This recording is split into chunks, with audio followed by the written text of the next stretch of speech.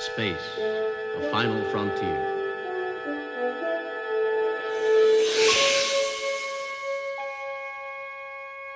These are the voyages of the starship Enterprise. Its 5-year mission: to explore strange new worlds, to seek out new life and new civilizations, to boldly go where no man has gone before.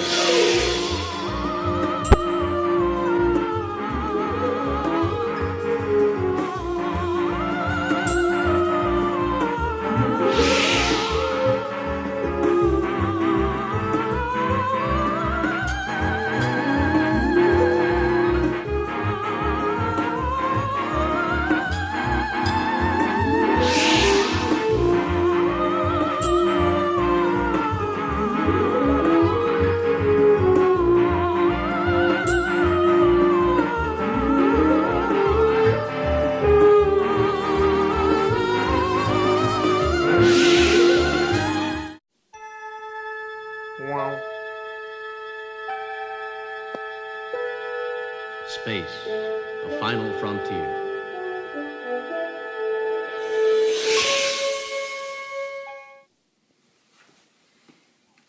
Alright, people. We are in the year 3001, and I am the commander of Starship Enterprise. What we are trying to do is figure out better ways to improve productivity on our ship. So our objective today is to help conceive a wide variety of management approaches and to clarify the appropriateness of different management approaches in different situations.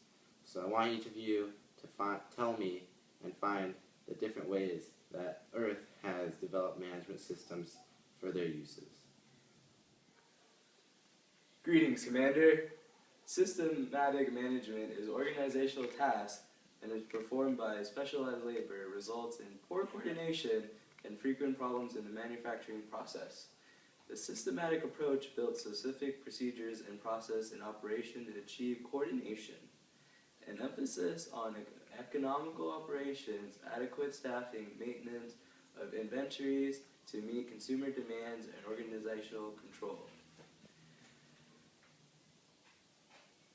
The cons are that the production and pay were poor, inefficiency and waste were prevalent, and most companies had unused potential. Commander! The scientific management is to meet the efficiency of the systematic management by applying the scientific method to analyze work and make it more efficient.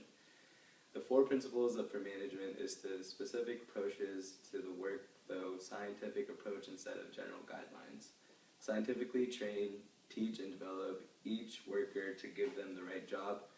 Cooperate with workers to ensure jobs and principles match. Ensure the appropriate division of work and responsibility between workers and managers. The cons are that it is ignored job-related social and psychological factors. Production tasks were reduced to a set of routines. Machine-like procedures that were boring and dull had quality control products. And unions opposed to it because management might abuse power by setting standard and did not deal with broad external issues like competitors and government regulations with senior management levels. Alright, so one of the types of managements that I am familiar with is bureaucracy. I know that there are different types that build off each other, but I realize that this one eliminates the different outcomes that result when managers in the same organization have different skills, experience, and goals. So I think that because I'm managing, we can all work towards that and use your guys' strengths to make this ship more efficient. I think that we can standardize the jobs that each personnel has to not disrupt the organization, which we have already done by having one person drive the ship, one person do the communications, one person run the weapons. So for the strengths of the bureaucratic way of management, we have efficiently drawn to that.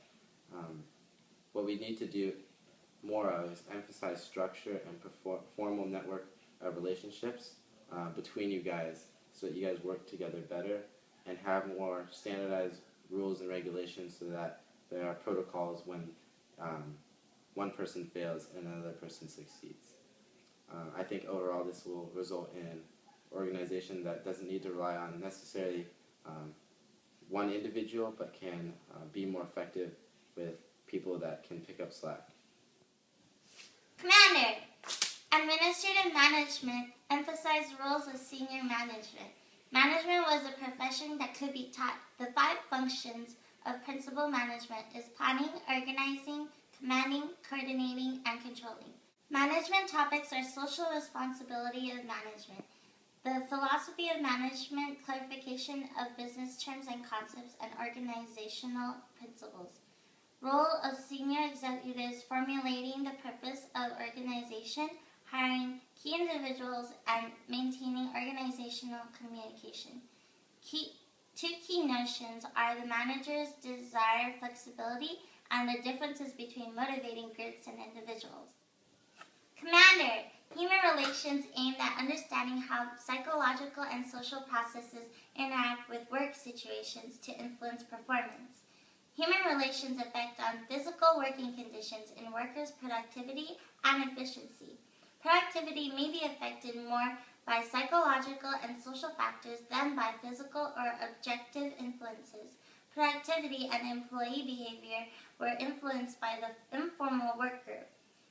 Productivity emphasizes welfare, motion, and communication. These needs were stressed as needing to be fulfilled before workers can be productive. Management must gain the cooperation of group and promote job satisfactions. Group consists with the goals of organization. Critics believe happy worker is a productive worker was too simplistic. Commander, quantitative management is a science as a management tool introduced after World War II. It emphasizes the application of quantitative analysis to management decision and problems. Helps managers by using mathematical models of a problem, computers, statistical decision theory, linear programming, queuing theory, simulations, forecasting, inventory modeling, network modeling, and break-even analysis are all tools. Managers only used what tools they felt were useful, and quantitative management could not substitute for managers but aid them. Not all situations can be substituted with a formula or a computer, so managers still need to oversee all operations.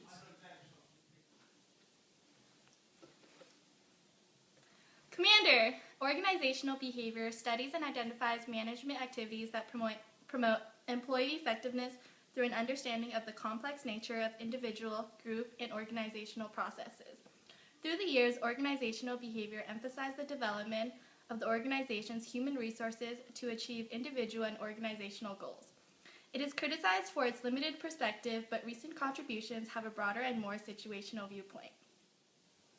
Commander, systems theories is understanding the organization as a whole system rather than on the details.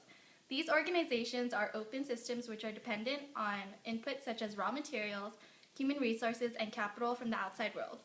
It transforms inputs into outputs that meets the market's needs for goods and services. Each organization is a series of subsystems. Each subsystem is a component of the whole and it's interdependent with other subsystems. Commander, the contingencies perspective refutes universal principles of management by stating that a variety of factors to the firm may affect the organization's performance. There is no one best way to manage and organize because circumstances vary.